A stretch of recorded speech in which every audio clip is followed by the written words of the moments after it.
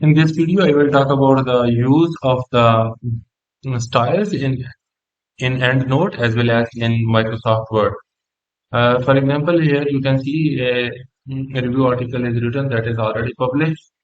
And for that, if I want to change the reference styles, here I am coming to the introduction part. In the introduction, you can see these are numbered format according to the journal where it is published. If I want to change the reference style, then I can you can have a look. I am selecting APA 6, and then APA 6, and it is updating the text citations in the text as well as in the bibliography, and the style will change. So in this way, you can select a new style in the Microsoft Word and it will change. And all the styles which you have selected in the EndNote, those styles will appear in Microsoft Word. But if you want to have a new style, you can select another new style from the EndNote.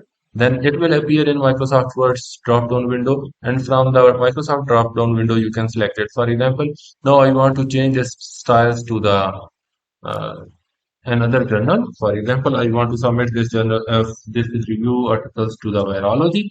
So for that, I am selecting the citation style of the virology journal. Then I am selecting the choose option, and it is chosen. And here you can see the article will be cited like that.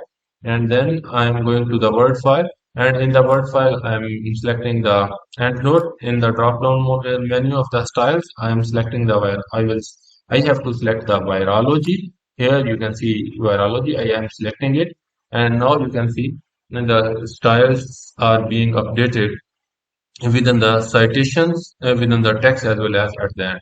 So in this way, you can change the style uh, within the Microsoft Word using the EndNote. Thank you so much. If you have any question related to the change of the styles in the Word or in the EndNote, please let me know in the comments. I will try to answer it. Thank you so much.